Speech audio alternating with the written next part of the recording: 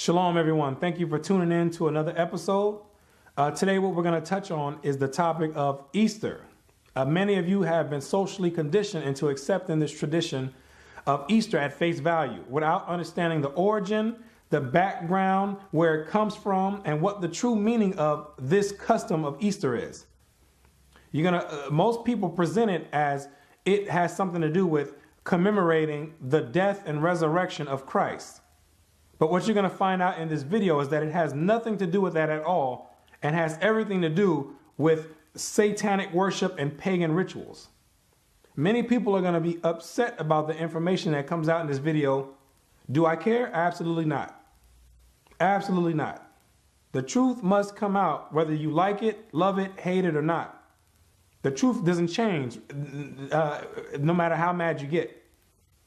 So that's what we're going to be dealing with in this video. And to give those that want to know both sides of the story and want to know exactly what it is that they're commemorating and taking part of every year. People that are waking up and asking questions on the traditions that they're following to see if it matches up with the scriptures and what God wants us to do, or if it's taking us towards another path. That's what we're going to deal with today. I'm Brother Yerushalayim. This is the Bible Unlocked, the Easter Deception. Revelations 12 verse 9. And the great dragon was cast out, that old serpent called the devil and Satan, which deceiveth the whole world. So this is the verse you need to keep in mind as we go into this lesson. That the prophecy in the Bible says that Satan would deceive the whole world. And what you're going to find out is that the festival of Easter is one of the many tactics that Satan used to be deceptive throughout the entire world. See, the Christian church is still looking for this deception to happen sometime in the future. They're still waiting for this great massive deception to happen when they don't even understand that this deception has already happened. The deception starts with you thinking that you're already not deceived. That's where the deception happens. There's layers to the deception. And this Easter celebration is one of these many deceptive tools that Satan has used to get people to go away from the Bible and to follow him instead of Christ or what the Most High says. The Two Babylons, page 93. The festival of which we read in church history under the name of Easter in the 3rd or 4th centuries was quite a different festival from that now observed in the Romish church. The festival that you celebrate, known as Easter during the time of Christ, was not celebrated the same exact way that they do today. It had nothing to do with bunnies laying eggs and Easter rabbits. The celebration was known as the Passover, something totally different, and it's going to explain in here, and it was never called Easter. Follow me. And at that time was not known by any such name as Easter. It was called Pasch, or the Passover. It was called what God told it to be called back in Exodus, the Passover, not Easter. You're going to find out that Easter is dealing with a totally different custom and God. That's what you're going to come to realize, that has nothing to do with the Bible at all. And though not of apostolic institution, was very early observed by many professing Christians in commemoration of the death and resurrection of Christ. And the Passover, in the correct context, was celebrated during the time of Christ by many of the Christians that follow the teaching of Christ. Not bunnies laying eggs, or Easter rabbits, or dying eggs, or anything of that nature. It was the Passover. Socrates, the ancient ecclesiastical historian, after a lengthened account of the different ways in which Easter was observed in different countries in his time, i.e. the 5th century, sums up in these words. Socrates, who was a 5th century Christian church historian, went around and did his research and found out that this custom of Easter is being celebrated all throughout the world. Let's find out what else he found. Thus much already laid down may seem a sufficient treatise to prove that the celebration of the feast of Easter began everywhere more of custom than by any commandment either of Christ or any apostle. Socrates, the Christian historian, found out that this Easter celebration has nothing to do with Christ or God or the Bible. Christ never gave a commandment for you to go out there and worship on an Easter. The apostles never gave a commandment for people to go out there and do Easter egg hunts. The Bible never said anything about doing this festival called Easter. He says this is something, this is a custom that was created by other people. Now I'm going to believe Socrates' account versus the Christian pastor's account, because Socrates was there during the time when the Roman Catholic Church amalgamated these pagan principles and practices into the Christian church. He was there around that time. So I'm going to take his account versus someone that came 2,000 years later, which has a different agenda. He went and did the research on the various places that were celebrating this custom known as Easter. Page 96. Such is the history of Easter. The popular observances that still attend the period of its celebration amply confirm the testimony of history as to its Babylonian character. The custom of Easter, throughout all research, it brings a paper trail all the way back to the Babylonians, the ancient Babylonians. That's where this custom derived from. The hot cross buns of Good Friday and the dyed eggs of Pasch, or Easter Sunday, figured in the Chaldean rites just as they do now. Yes, the dyed eggs and the hot cross buns all stem back to the Chaldeans, which are the ancient Babylonians. That custom goes all the way back to ancient Babylon. There's nothing new under the sun. The ritual was picked up and it made its way all the way down to the Roman Empire. And the Roman Empire, when they came and took over the Americas, they implemented it in with the rest of the pagan customs in Christianity.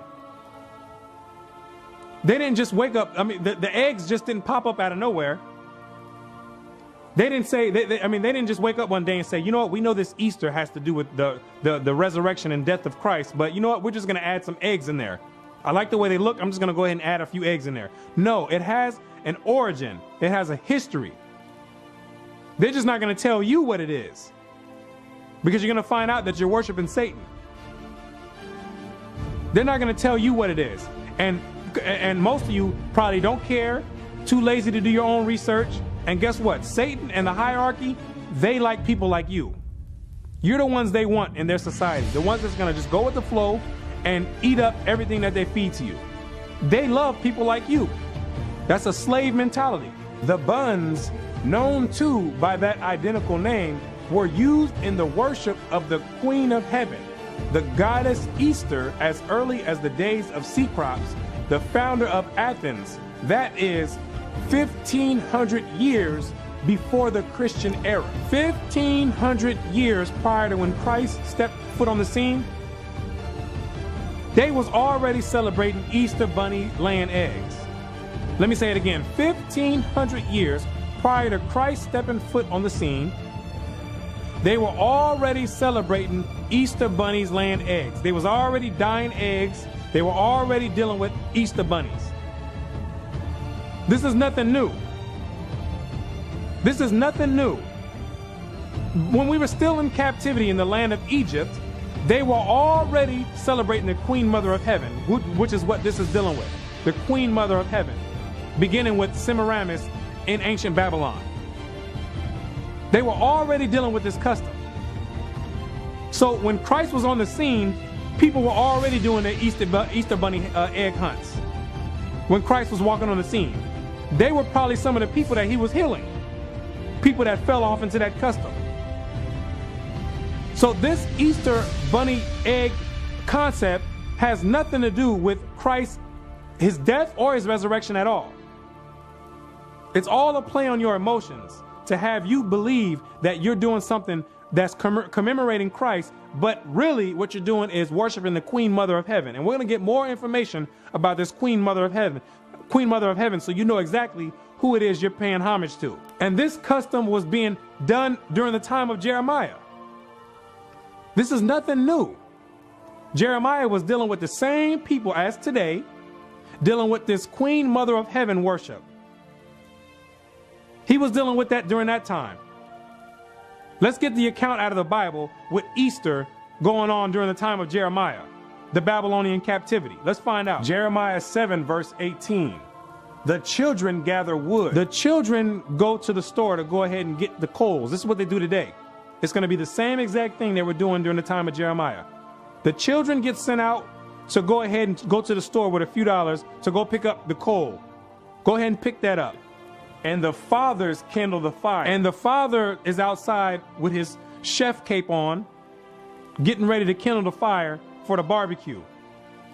That's what he's outside doing. That's what the father's outside doing. For when the kids bring the coal, he's getting the barbecue ready, getting the grill ready. And the women need their dough. And the women are inside in the kitchen, kneading the dough, getting the rest of the entree ready. That's what the women are doing. But let's find out what they're doing all this for.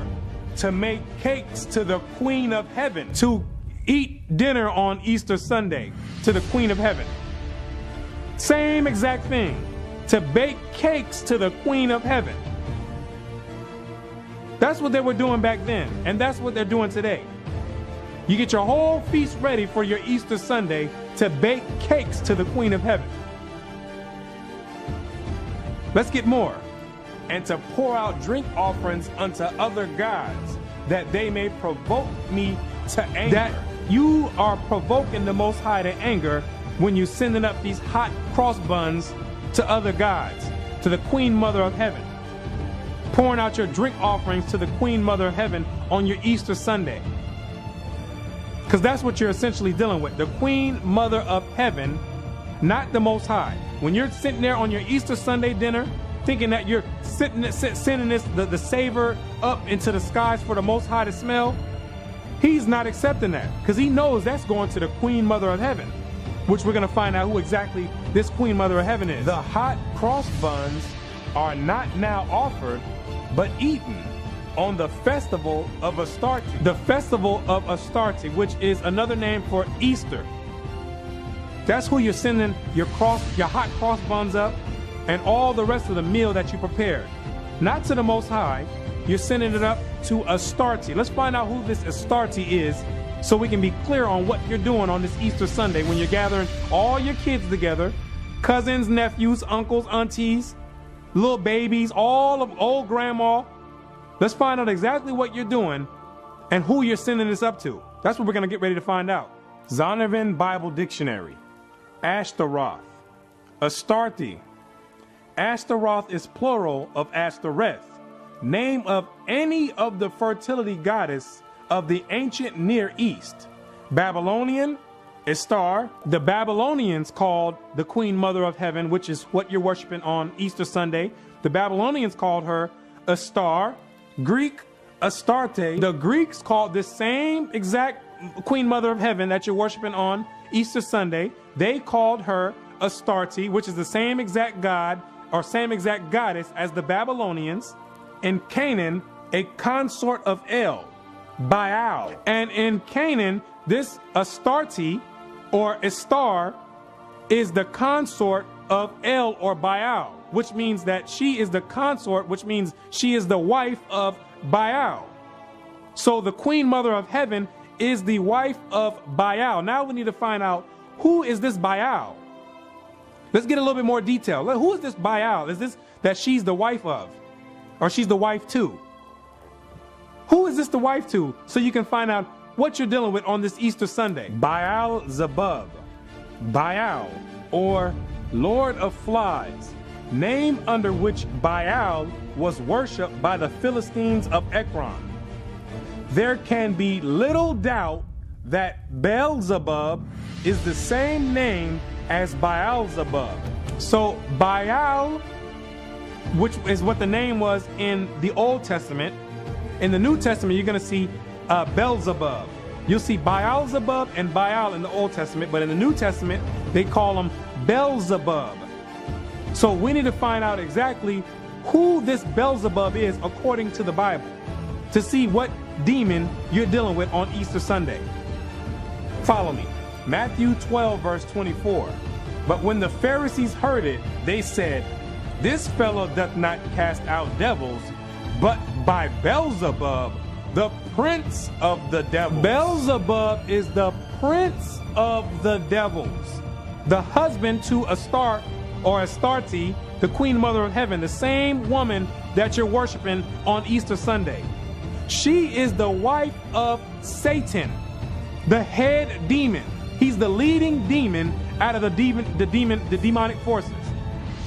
She is the wife of Satan himself. This is who you're pouring out your drinks, and your hot cross buns are being offered to the queen mother of heaven, the wife of Satan. This is what you're dealing with when you have your kids in there on your Easter Sunday dinner, all getting together in one big family in unison, getting ready to send up the whole meal, thinking you're sending it up to the Most High when you're sending it straight up to Satan's wife. The hot cross buns are not now offered, but eaten on the festival of Astarte. But this leaves no doubt as to whence they have been derived. The origin of the Pasch egg is just as clear. Now we're going to get into the origin of these Easter eggs. Because like I said, a lot of you think they just popped up out of nowhere. No, there's an origin to everything. There's a method to all the madness. And he says that it's just as clear. Meaning you can trace the customs back to where they come from. All you have to do is go through different civilizations and find out what they're doing. You can say, okay, now we see where this custom comes from. The ancient Druids bore an egg as the sacred emblem of their order. Ancient Druids, which were the inhabitants of Europe in the land of Britain and Gaul and in Ireland, they were the ones, they were also dealing with this Easter egg. Let's find out who else was dealing with it. In the Dionysiaca, or Mysteries of Bacchus, as celebrated in Athens, one part of the nocturnal ceremony consisted in the consecration of an egg. The ancient Greeks were dealing with the consecration of an egg. They were dealing with the bunny rabbits laying eggs. And it had nothing to do with Christ. Trust me. Nothing to do with Christ, his death and his resurrection, because this is way before Christ. Let's get some more. The Hindu fables celebrate their mundane egg as of golden color. The Hindus were dealing with the bunny rabbit laying eggs. But the Hindus wanted to spice it up a little bit. So theirs was not just a regular egg, it was a golden egg. Let's find out who else was dealing with the egg. The people of Japan make their sacred egg to have been brazen. Japan was dealing with an egg. We didn't went all the way to Japan to find people dealing with eggs in pagan rituals. Let's get some more. In China, at this hour, dyed or painted eggs are used on the sacred festivals, even as in this country. China was even getting it in with the eggs. China, if you know anything about China, China is one of the most atheist countries in the world. They were dealing with an egg. They don't believe anything about Christ. A great deal of the people in that country. Pagans, atheists, they were dealing with an egg. Just like Socrates says, when he went around and did his research, he found out that this custom is in a variety of different places. And it had nothing to do with a commandment from Christ or the apostles. In ancient times, eggs were used in the religious rites of the Egyptians and the Greeks and were hung up for mystic purposes in their temples. From Egypt, these sacred eggs can be distinctly traced to the banks of the Euphrates. The banks of the Euphrates is going right back to ancient Babylon, where it all started under Nimrod and the Tower of Babel. The same customs were taken from the Tower of Babel when the Most High split the tongues and he spread out the rest of the nations. They took their customs with them and they all went, that's why they're all similar. And the egg was definitely part of the Babylonian custom, which spilled over into Egypt and then into Greece and then into Rome and then from Rome all the way over here to America. Same exact custom, just different faces and different characters used to cover it up. The classic poets are full of the fable of the mystic egg of the Babylonians, and thus its tale is told by Hyginus the Egyptian, the learned keeper of the Palatine Library at Rome. Now we're getting ready to find out where exactly did this legend of this egg come from? What is the origin of the story of this egg? So we can find out what you're dealing with on Easter Sunday when you got your kids out there doing Easter egg hunts. In the time of Augustus, who was skilled in all the wisdom of the native country, an egg of wondrous size is said to have fallen from heaven into the river Euphrates. So the legend is that an egg of wondrous size, some massive egg, all of a sudden came down out of heaven and fell into the river Euphrates. This is where the egg come from. Let's get some more. The fishes rolled it into the bank where the dove having settled upon it and hatched it. The fishes rolled it out of the water and put it on the bank where the dove came, sat on it, and hatched it. Now let's find out what happened when the dove hatched it. Who managed to pop up out of this egg? Out came Venus. Out came the devil's wife. That's who Venus is, Astarte, same exact goddess.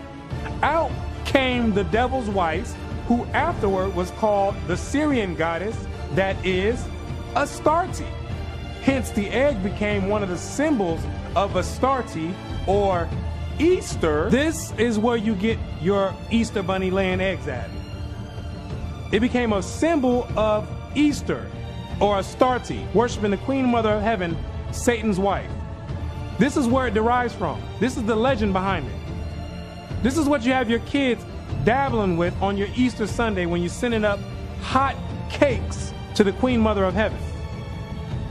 This is what you're dealing with. Yes, Satan gave his wife a holiday as well. Let me say it again. Satan gave his wife a holiday as well, which he got the whole world worshiping and thinking that it has something to do with Christ, the resurrection and death of Christ, which most people, they know that this don't have anything to do with Christ's death and resurrection. But too scared to ask a question about what does this Easter egg hunt have to do with Christ dying on the cross and being risen again on the third day. Too scared to go contrary to what the world does. Too timid to ask questions. Got your kids over there doing Easter egg hunts to the devil's wife and cooking a hot Sunday dinner to send it up to Astarte, the devil's wife.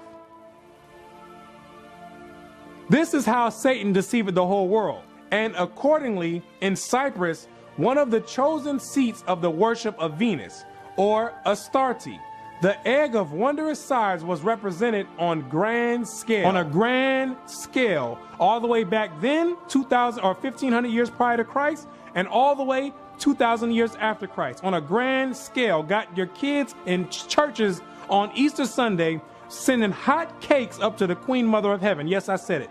Hot cakes. I'm going to keep saying it. Got your whole Hawaiian rolls, lemon meringue pies, got them all getting ready to get sent up to the Queen Mother of Heaven, Satan's wife, Satan's consort, Beelzebub. That's what you're dealing with on your Easter Sunday. That has nothing to do with Christ, is his resurrection or death. It's on a grand scale. And it's a tradition that most people do not want to let go because to them it feels good inside.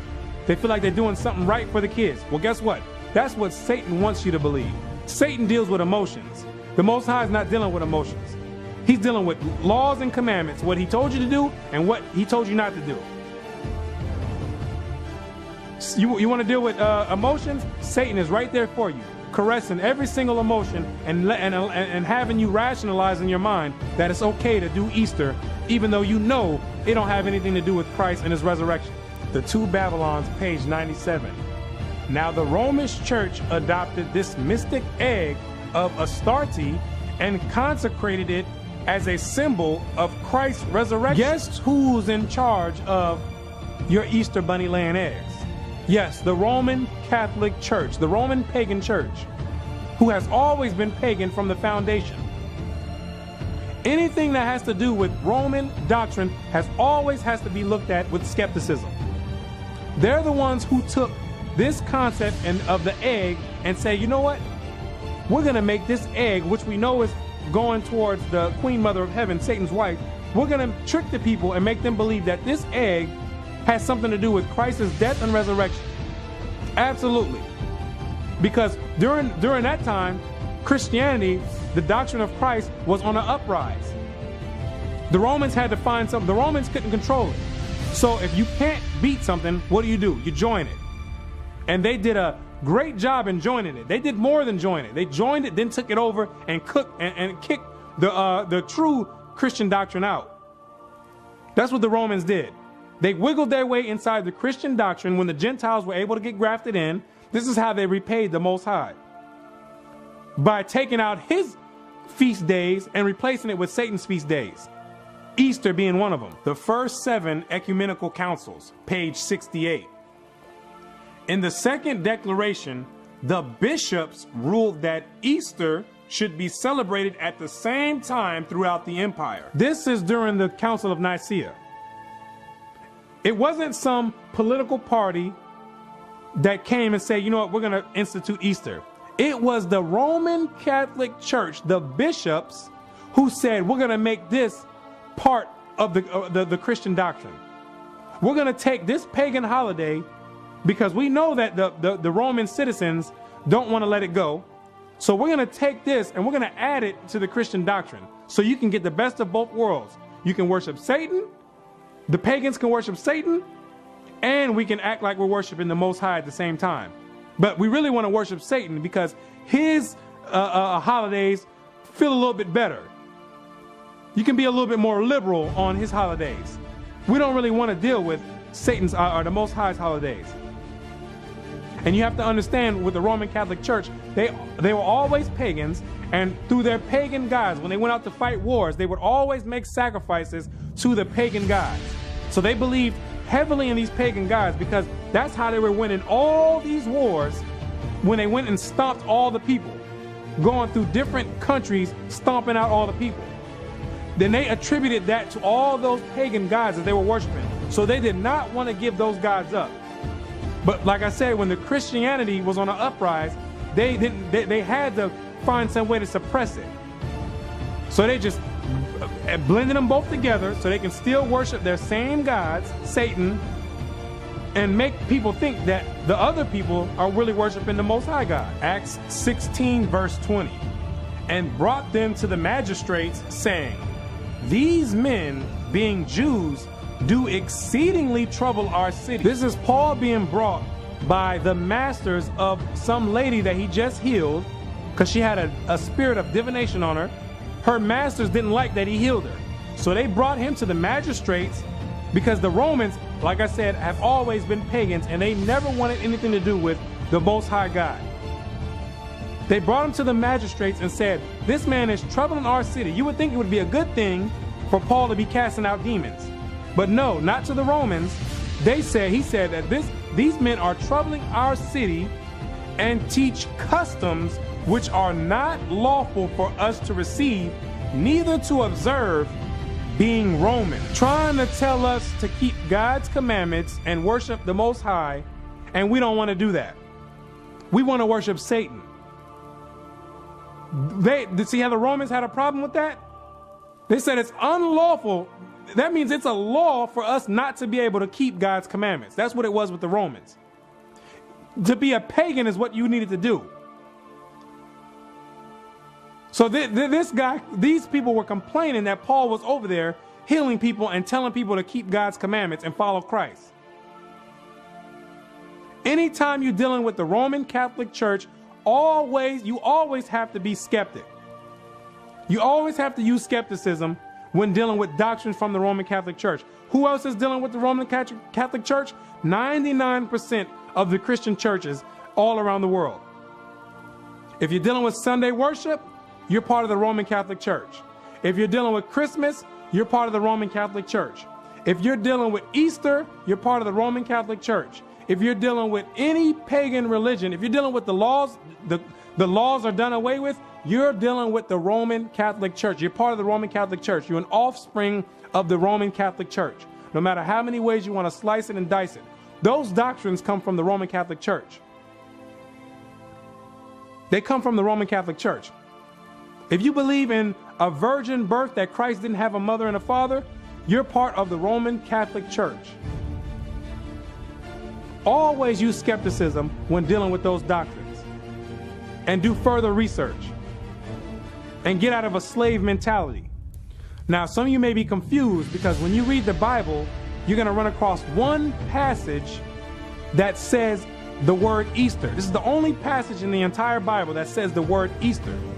So what we're going to do, I'm going to show you exactly how they injected the word Easter to make you believe that that is what they were practicing during the time of Christ. And the apostles and all the other disciples were dealing with Easter as you know it today. Follow me. Acts chapter 12, verse 3. And because he saw it pleased the Jews, he proceeded further to take Peter also. Then were the days of unleavened bread. At this time is the feast of unleavened bread, which is part of the Passover. Keep this in mind. This is the feast of unleavened bread that's going on, and watch how they're going to smoothly inject the word Easter into the scriptures to make you think that Easter and the feast of unleavened bread are synonymous. But we're going to go deeper into the scriptures and into the translation to find out what word is really there. And when he had apprehended him, he put him in prison and delivered him to 4 quaternions of soldiers to keep him, intending after Easter to bring him forth to the people. Now you see that they put the word Easter in there. They injected the word Easter in there, so when someone reads it, they're going to believe, okay, you know what, I guess I am supposed to be doing Easter bunny egg hunts and chocolate covered eggs. Or I guess I am supposed to be doing that because they were doing it in the Bible. Right, that's to someone who does not do any research. That's the point of them slipping it in there. Because they know that a slave is not going to do any further research. You're going to take everything at face value and you're not going to double check anyone's work. They put this in here purposely to give someone a reason to justify worshiping the Queen Mother of Heaven, Satan's wife, and give you a reason to do it. Now let's go to the Greek, which it was written in, and find out what does the Greek word say. Let's find out if it's talking about Easter bunnies laying eggs or if it's talking about the Passover, the Feast of Unleavened Bread. Let's find out. Strong's G3957. Pascha, the Paschal Feast. The feast of the Passover. No, bunnies laying eggs. The Passover. No, worshiping the Queen Mother of Heaven. The Passover. The feast of the Passover, ladies and gentlemen. The Passover. This Greek word has nothing to do with Easter Sunday. Satan deceived the whole world. Yes, Satan has his hands in all types of different venues. You must be doing your own research to find out what words are here, what words are there. You cannot trust anyone when it's dealing with your soul salvation. Especially not a pastor that's set up by the Roman Catholic Church who's just going to regurgitate things over and over again and not tell you that, you know what we're doing is wrong on Easter Sunday. We're not supposed to be sending up cakes to the Queen Mother of Heaven. We're not supposed to be doing that. When you're dealing with your soul salvation, you have to seek it out. Now, this Greek word was used 29 times in the New Testament. Each time it was used, it always said the word Passover. Always said the word Passover. Like I said, Satan only needed to inject it in there one time to get your mind away from what's going on. To allow your mind to justify worshiping him, because he can care less if you worshiping him unaware or if you worshiping him on purpose. He can care less. Long as he can get you out of doing what God says, he's in the right mode. Now let's find out what the scholars say about this translation on this Easter here. The Two Babylons, page 93. Everyone knows that the name Easter, used in our translation of Acts 12 verse 4, refers not to any Christian festival, but to the Jewish Passover. Everyone knows that this word Easter is not supposed to be there. Everyone knows that Satan done injected the word Easter into the Bible. And when he says everyone, he's not talking about the peasants going to church on Sunday the Sunday worshipers that's going in there, not opening up the Bible, sitting there in a Sunday church, listening to someone preach, which ain't coming from the Bible, for 2 hours, getting up, singing songs and dancing, paying tithes and going home. He's not talking about you. When he says everyone, he's referring to everyone in the hierarchy that has their hands in the Christian doctrine. The high-ranking bishops that are controlling the Christian doctrine going around. The Bible scholars, they all know that this translation is incorrect. They all know that this translation is incorrect. The translators, when they translate the Bible, they know that translation doesn't go there. But they're under someone else's authority, and they are forced to put that translation there as Easter, when they know it does not say Easter there. And we're going to prove that they know it as well. Everyone knows that translation does not go there. This is one of the few places in our version where the translators show an undue bias. This is one of the few places in the Bible showing that Satan has his hand in the translations. That's what he's saying. This is one of the few places where you can see clearly Satan's signature on it. Because it's a clear, purposely done mistranslation. It's not like it was something difficult or some difficult translation, some difficult Greek word. It was a clear mistranslation on purpose. And when he says everyone, we're getting ready to prove that everyone knows this. All your Bible scholars, all the top bishops, the Roman Catholic Church, they all know that word Easter does not go there. But remember, Satan is controlling the whole thing. Satan controls the world. He's in control of this world.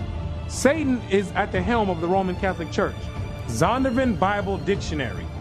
Easter, Passover, rendered Easter in Acts 12 verse 4 KJV, but correctly translated Passover in ASV. Correctly translated Passover. This is from the Bible scholars. Correctly translated Passover in the ASV. Knowing and showing that the scholars know that does not go there. But they're going to continue putting that word Easter there because of the powers that be. In order to maintain power in this current world, you have to be dealing with Satan. Because Satan is the prince of this world. As soon as you start trying to go to righteousness, referring to the hierarchy, Satan is going to move you out of the way, and he's going to lift someone else up who's going to do his job. So in order to maintain the high status, they have to continue pushing Satan's agenda in order to keep global power. That's what this is going into. Now, let's deal with the main premise that the Roman Christian Church uses to justify their Easter Sunday worship. It relies off of the premise that Christ rose on a Sunday. Hence, Easter Sunday. Now we can commemorate the resurrection of Christ because it happened on the first day of the week, and now we're justified for doing it. Now let's find out if that's true according to the scriptures, because it sounds good from the surface when you hear somebody talk without backing it up. Let's go into the scriptures and find out, did Christ rise on a Sunday, or is that another tactic used by the devil to deceive the whole world? And you be the judge. Matthew 28 verse 1. In the end of the Sabbath, as it began to dawn toward the first day of the week, came Mary Magdalene and the other Mary to see the sepulchre. This is what I need you to do right now. I need you to pay attention to what you're reading. Shake off the religion and pay attention to what you're reading. It says, as it began to dawn toward the first day of the week. Meaning it was not the first day of the week, it was dawning toward the first day of the week. Meaning the sun was getting ready to drop, but it was still the Sabbath day. Understand this. I need to speak like this, because when it doesn't matter, people with high educations can't understand this basic concept that's getting ready to be brought out. Because that religion, when it grabs you, it's got a hold on you like worse than any drug. Dawning toward the first day of the week. That means it was still the Sabbath day. Let's find out what happened when Mary Magdalene came to the sepulchre of Christ. Verse 5, and the angel answered and said unto the women, fear not ye, for I know that ye seek Jesus, which was crucified. He is not here, for he is risen. Christ was not there. He was already risen. It was dawning toward the first day of the week, meaning it was still the Sabbath day. Christ was already up and walking around when they came to visit the sepulchre on the Sabbath day. It was not a first day. It was still the Sabbath day. When they came, he was already gone. He was already risen. I'm still trying to find out how an intelligent and intellectual person could sit here and read this and come out with the conclusion of Sunday. It's not because of that. It's because of religion.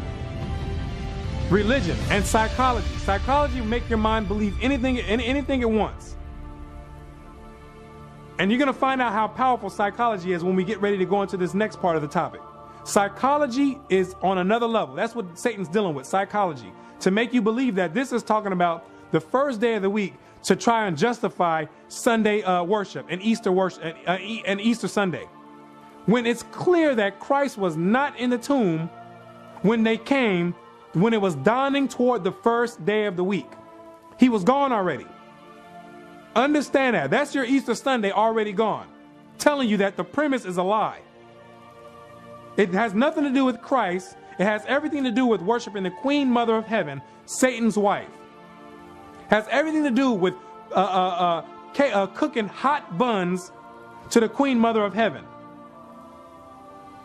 as they were doing it 1,500 years prior to Christ. Before he was even on the walking the earth, they were already doing this. But now the Roman Catholic Church amalgamated this practice in and trying to find every little scripture they can to try to justify the pagan worship and make all the masses believe it. And you will believe it if you're a slave. A slave mind will believe it. You'll believe anything that's tossed in front of you, like something as simple as this. The pastors make sure they leave no room for questioning at the end of the sermon. And when you do ask them a question, they're not going to bring you to the Bible. They're going to give you a bunch of philosophy on how we're supposed to be doing Easter. Sending your soul right to the lake of fire. That's what's going on. To touch on the Good Friday deception. Because the Good Friday goes off of the premise that Christ died on a Friday and he rose on a Sunday. But when you go to the scriptures, you're going to find out there's a problem with that. Watch Matthew chapter 12, verse 40. For as Jonah was 3 days and 3 nights in the whale's belly, so shall the Son of Man be 3 days and 3 nights in the heart of the earth. It says he would be 3 days and 3 nights in the heart of the earth. I'm still trying to figure out what mathematical equation the Christian church has came up with in order to get 3 days and 3 nights from Friday to Sunday. I'm trying to figure out what type of dimension they're delving into to make this add up. I've counted this thing multiple times and I can't figure out how you get 3 days and 3 nights and have a whole billions of people believe that this math adds up. Let's count and see if we can get it, because maybe I'm mistaken. Maybe I haven't delved into that 4th or 5th dimension that these other people are delving in to see this. Friday night to Saturday night is 1 day. Saturday night to Sunday night is 2 days. Christ said he would be in the belly of the earth for 3 days. That means it would be from Sunday night to Monday night would be 3 days, which we know is still a lie because Christ rose on a Sabbath. When they came to the sepulchre, he was already gone when it was dawning toward the first day. So the whole premise is wrong. The whole premise is built off of deceit. Christ, you can't get 3 days and 3 nights from Friday to Sunday. It's impossible. Einstein can't do it. I don't care what mathematician you bring out, he can't do it. This is basic mathematics that you learn in the 1st grade or in kindergarten. Now let's do the math correctly to find out when he died. We know he rose on a Sabbath day for sure. So we go Wednesday to Thursday, that's 1 day. Thursday to Friday, that's 2 days. Friday to Saturday. Amazing how the math adds right up. Christ didn't die on a Friday, ladies and gentlemen. He died on a Wednesday. Friday, you can't get 3 days and 3 nights from Friday to Sunday. Both of those are wrong. The Friday and the Sunday, they're both wrong. And the Christian church is purposely misleading the people. Purposely misleading the people off of simple mathematics that any first grader could put together. And got people with PhDs not able to understand this. Not asking questions. When you got a little first grader who can figure this out. This is the deception going on in the Christian church. Satan is all in it. He's all the way in it. Now let's find out what holiday or holy day you're supposed to be celebrating at the same exact time that you're sending up cakes to the Queen Mother of Heaven, Satan's wife. God gives you a holiday or a holy day to be celebrating during the same exact time of the year. So there's no excuse on why you can't do the Most High's holiday and you have to go and do Satan's holiday. There's no excuse. Exodus chapter 12, verse 3. Speak ye unto all the congregation of Israel, saying, in the 10th day of this month they shall take to them every man a lamb, according to the house of their fathers, a lamb for a house. And if the household be too little for the lamb, let him and his neighbor next unto his house take it according to the number of the souls. Every man according to his eatings shall make your count for the lamb. Your lamb shall be without blemish, a male of the first year. Ye shall take it out from the sheep or from the goats. And ye shall keep it up until the 14th day of the same month. And the whole assembly of the congregation of Israel shall kill it in the evening. And this is going deep right here, because Christ was the Passover lamb and he was without blemish. All this is going in, this is all leading up to Christ. But most people don't even understand this. This is a whole lesson in itself, so I'm not going to go too deep in it. But Christ was the lamb without blemish. He was the sacrifice, the Passover lamb that was sacrificed. And the whole assembly of the congregation of Israel shall kill it in the evening. And this is exactly what they did to Christ. The congregation got together and said, put him to death. This is the same exact account right here. And you're not celebrating this? This is what you're supposed to be celebrating. This is what you're supposed to be commemorating. This is supposed to be the memorial, not Easter bunnies laying eggs. And they shall take of the blood and strike it on 2 side posts and on the upper doorposts of the houses, wherein they shall eat it. And they shall eat the flesh in that night, roast with fire and unleavened bread, and with bitter herbs they shall eat it. So you're supposed to eat the Passover lamb with bitter herbs. That's what you're supposed to also get, the lamb and the bitter herbs. Eat not of it raw, nor sodden at all with water, but roast with fire, his head with his legs, and with the purtenance thereof. And ye shall let nothing of it remain unto the morning. And that which remaineth of it unto the morning ye shall burn with fire. And you're supposed to eat the entire lamb dinner and have nothing left for the morning. It's supposed to be all eaten that same day. So it's not no, give me a plate, let me send one home, or let me give out 3 or 4 plates to take home. It's not none of that. You eat the dinner that night, anything else, it's done. And thus shall you eat it with your loins girded, your shoes on your feet, and your staff in your hand. And ye shall eat it in haste. It is the Most High's Passover. You eat it with haste because we had to leave Egypt quick. So you eat the dinner quick. It is the Lord's Passover. For I will pass through the land of Egypt this night, and will smite all the firstborn of the land of Egypt, both man and beast. And against all the gods of Egypt will I execute judgment. I am the Lord. And the blood shall be to you for a token upon the houses where ye are. And when I see the blood, I will pass over you, and the plague shall not be upon you to destroy you when I smite the land of Egypt. This is the part of, this part represents Christ's blood for the next destruction that's getting ready to come up. The next plagues that are getting ready to come up. That's why when it says in the New Testament, Christ is our Passover, that means his blood is our Passover. So when the Most High getting ready to put his last destruction out, if you don't have that blood of Christ, and I'm not talking about the Roman Catholic Christ, I'm not talking about that Jesus, I'm talking about the Christ of the Bible. If you don't have that blood sprinkled on you, get ready to die. If you get caught and on Easter Sunday sending up cakes to the Queen Mother of Heaven, get ready to die on that one. That's what the blood is commemorating. So when it says Christ is our Passover, that don't mean we don't have to do no Passover now because Christ became the Passover. No, his blood is the Passover. So when the Most High sends the death angels out and he sees the blood on you, they can pass right on over you and kill everyone else that's worshiping the Queen Mother of Heaven on Easter Sunday, yes, and Christmas and any other the pagan rituals. And this day shall be unto you for a memorial, and ye shall keep it a feast to the Lord throughout your generations. Ye shall keep it a feast by an ordinance forever. What do you not understand about forever is my question. We wouldn't have this discussion if people went into the Old Testament, found out what the Most High said.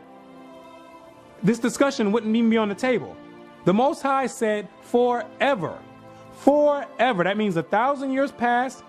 You got another 1,000,000 years left. After that 1,000,000 years is left, you still got another 100 million years left. Forever. It didn't say until Christ came and died on the cross. It didn't say until Paul went out preaching the word. It didn't say until the Roman Catholic Church took over the Christian doctrine and forced Easter upon you. It said forever. There should be no dispute on what you're supposed to be doing during the time, because the Most High gives you two choices. He gave you Easter, that's a choice, or the Most High's Passover, when he tells you right now that it's supposed to be celebrated forever. Which one are you going to pick is the question. I can't pick it for you. The Most High is not going to pick it for you. 7 days shall ye eat unleavened bread. Even the first day ye shall put away leaven out of your houses. On the first day, you're supposed to take leaven out of your houses. Leaven is yeast. Anything that's a rising agent is supposed to be taken out of your house. And you're supposed to eat unleavened bread, things like crackers, things that don't have any rising elements in it.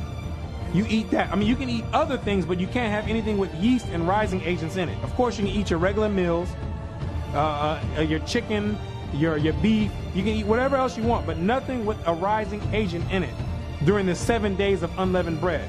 This is the Most High's feast. For whosoever eateth leavened bread from the first day unto the 7th day, that soul shall be cut off from Israel. And if Christ return and it's a Passover, and he catch you slapping your lips on leavened bread, you're gonna die. Let me say it again. If the Passover happens and Christ returns during the time of the Passover, and he catch you slapping your lips on leavened bread, you're gonna die. This judgment will come to pass, absolutely. Because you won't be covered with the blood anyway. You're gonna be off doing your own thing. Worshiping the goddess of star, the Queen Mother of Heaven. You're going to be doing that. Worshiping, doing Christmas. That's what you're going to be doing. So you're not going to have the blood on you anyway. And in the first day, there shall be an holy convocation. And the first day of the Most High's feast, not Satan's feast, the Most High's feast is a holy convocation. You know the same exact thing you do on your Easter Sunday when you get together with all the church to send up hot buns to the Queen Mother of Heaven? Yes, for the Most High's feast is a holy convocation. You get together with your family, get together with a congregation, you get together, the same exact thing that you're doing for Satan, just you do it for the Most High. That's the difference. And in the 7th day, there shall be an holy convocation to you. And guess what? You get another convocation on the 7th day. So you get 2 holy convocations to get together with everyone. 2's better than 1, right? So why would you want to take Satan's 1 when you can have the Most High's 2? No manner of work shall be done in them, save that which every man must eat. So the first day and the last day of the Feast of Unleavened Bread. You're not supposed to be doing any work. If you're able to take those days off of work, take them off. You're not supposed to be outside doing anything else. No servile work. It's a day of rest. That only may be done of you. And ye shall observe the Feast of Unleavened Bread. For in this selfsame day have I brought your armies out of the land of Egypt. Therefore shall you observe this day in your generations by an ordinance forever. How many times do the Most High have to tell you forever? He knows that people are just not going to understand it. So he has to tell you forever 2 times in the same sentence or in the same chapter. Forever. Forever means forever. That does not mean there's a time period when it stops. Forever means forever. Grasp that concept. Next time you get ready to go out and do your Easter Sunday, grasp that concept. You can't stand in front of the Most High on Judgment Day when he has a verse like this in the Bible. There's nothing to be confused about. He said forever. It tells you in the Bible it's impossible for God to lie. That's what it tells you. That's the one thing that is impossible for him to do, is to lie. He says forever, that's what he meant. Forever. Try to stand in front of him on Judgment Day and give him some excuse when you have this verse right here in the Bible saying forever. In the first month of the 14th day of the month, at even, ye shall eat unleavened bread until the 21st day of the month at even. This confused with the first month in the modern calendar, because that's not what this is talking about. It's talking about the first month, which usually falls between March and April during the time of the new moon. The months in the Bible are go off of the new moons. Each time a new moon comes in is a new month. So that's what this is referring to. Usually during the time of March and April, there's the new moon that falls around that time. So the first or the 14th day of after the new moon is when the Passover starts. And unleavened bread is going to be on your menu all the way to the 21st day at evening. 7 days shall there be no leaven found in your houses. For whosoever eateth that which is leavened, even that soul shall be cut off from the congregation of Israel, whether he be a stranger or born in the land. Ye shall not eat nothing leavened. In your habitations shall ye eat unleavened bread. This is the year 2015, and this year the Passover falls on a Friday, April the 3rd, at evening. Let me say it again. 2015, the Passover commences on April 3rd at evening of 2015. By coincidence, guess what else starts on April 3rd? Yep, you guessed it. Good Friday. Good Friday. So now you have to make a choice. Which one are you going to do? Are you going to do the Passover like the Most High said would be an ordinance and a memorial forever? Or are you going to do what the Roman Catholic Church tells you to do? Worship the Queen Mother of Heaven, Satan's wife, on April the 3rd. That's something you're going to have to pick. That's why the Most High always gives you 2 choices. He wants to see where your heart is really at. He wants to see if you're going to be down with him or if you're going to be an idolater and go and worship other gods. That's what he wants to know. Easter Sunday falls on April 5th, 2 days later. Not 3 days, like the Christian church will want to make you believe. 2 days later is when your Easter Sunday is going on. But guess what else is going on during that time? The Feast of Unleavened Bread, like the Most High said. 7 days from the Passover starting April 3rd at evening, ending at April 11th at evening. But Satan worked his way right in there to have people think that they're supposed to be doing Easter at that time. But you're going to have to pick. Which one are you going to be doing? Because you can't do both. You can't bake cakes during the time of the Feast of Unleavened Bread, because that's unlawful during that time. No leavened bread. So there's going to be people baking all type of cakes to the Queen Mother of Heaven with all type of leaven in there, like the Most High told you not to do. This is where it comes down to where your heart is really at. The Most High is always going to give you 2 choices. He'll give you two choices, absolutely. He'll give you your opportunity. If you want to worship Satan, you go right ahead. But there's a punishment for being an idolater. There's a punishment for doing what you think is right instead of what the Most High told you is right. Revelations 21 verse 8.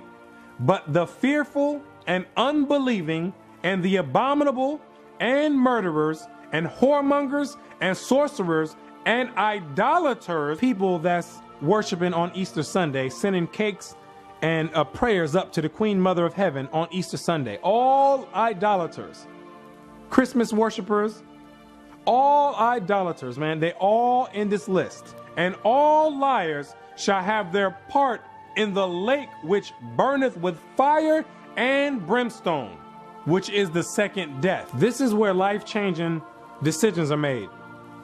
When truth comes out, this is how you find out what someone's really about. If they truly believe in the Bible, which most people don't, or if they just covering it up to use as a cover-up for the other gods that they really want to worship. This is where you find out right here. And you're going to find out most people are not down with the Most High God in the Bible. That's why it tells you a remnant shall be saved. Most people don't understand what a remnant means. They don't understand that. They're going to get caught as a thief in the night. Whoever's not on guard, taking things at face value and not doing your backup research. You got to understand that this is your soul salvation.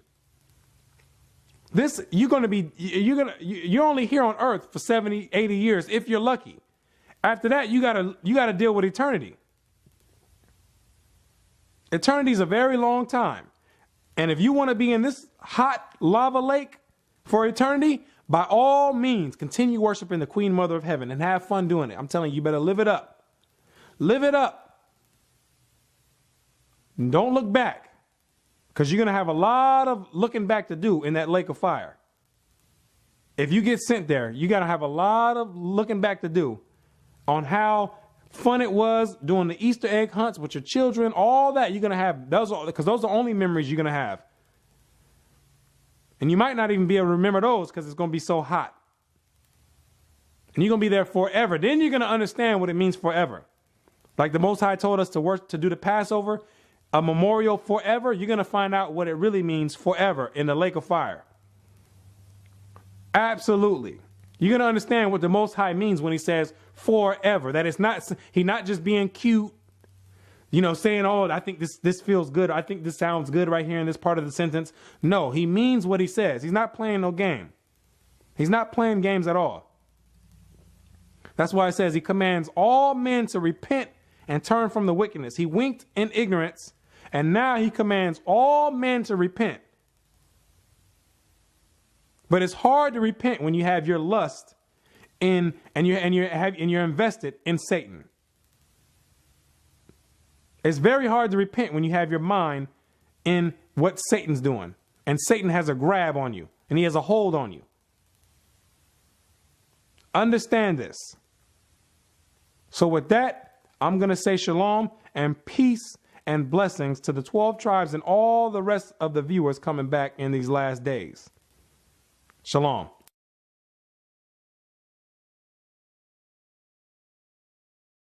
Of the death and resurrection of Christ. And the Passover, in the correct context, was celebrated during the time of Christ by many of the Christians that follow the teaching of Christ. Not bunnies laying eggs, or Easter rabbits, or dying eggs, or anything of that nature. It was the Passover. Socrates, the ancient ecclesiastical historian, after a lengthened account of the different ways in which Easter was observed in different countries in his time, i.e. the 5th century, sums up in these words. Socrates, who was a 5th century Christian church historian, went around and did his research and found out that this custom of Easter is being celebrated all throughout the world. Let's find out what else he found. Thus much already laid down may seem a sufficient treatise to prove that the celebration of the feast of Easter began everywhere more of custom than by any commandment, either of Christ or any apostle. Socrates, the Christian historian, found out that this hymn instead of Christ or what the Most High says. The Two Babylons, page 93. The festival of which we read in church history under the name of Easter in the 3rd or 4th centuries was quite a different festival from that now observed in the Romish church. The festival that you celebrate, known as Easter during the time of Christ, was not celebrated the same exact way that they do today. It had nothing to do with bunnies laying eggs and Easter rabbits. The celebration was known as the Passover, something totally different, and it's going to explain in here, and it was never called Easter. Follow me. And at that time was not known by any such name as Easter. It was called Pasch, or the Passover. It was called what God told it to be called back in Exodus, the Passover, not Easter. You're going to find out that Easter is dealing with a totally different custom and God. That's what you're going to come to realize, that has nothing to do with the Bible at all. And though not of apostolic institution, was very early observed by many professing Christians in commemorating Easter celebration has nothing to do with Christ or God or the Bible. Christ never gave a commandment for you to go out there and worship on an Easter. The apostles never gave a commandment for people to go out there and do Easter egg hunts. The Bible never said anything about doing this festival called Easter. He says this is something, this is a custom that was created by other people. Now I'm going to believe Socrates' account versus the Christian pastor's account, because Socrates was there during the time when the Roman Catholic Church amalgamated these pagan principles and practices into the Christian church. He was there around that time. So I'm going to take his account versus someone that came 2,000 years later, which has a different agenda. He went and did the research on the various places that were celebrating this custom known as Easter. Page 96. Such is the history of Easter. The popular observances that still attend the period of its celebration amply confirm the testimony of history as to its Babylonian character. The custom of Easter, throughout all research, with the scriptures and what God wants us to do, or if it's taking us towards another path. That's what we're going to deal with today.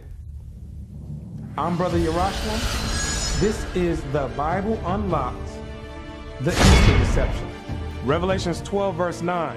And the great dragon was cast out, that old serpent called the devil and Satan, which deceiveth the whole world. So this is the verse you need to keep in mind as we go into this lesson, that the prophecy in the Bible says that Satan would deceive the whole world. And what you're going to find out is that the festival of Easter is one of the many tactics that Satan used to be deceptive throughout the entire world. See, the Christian church is still looking for this deception to happen sometime in the future.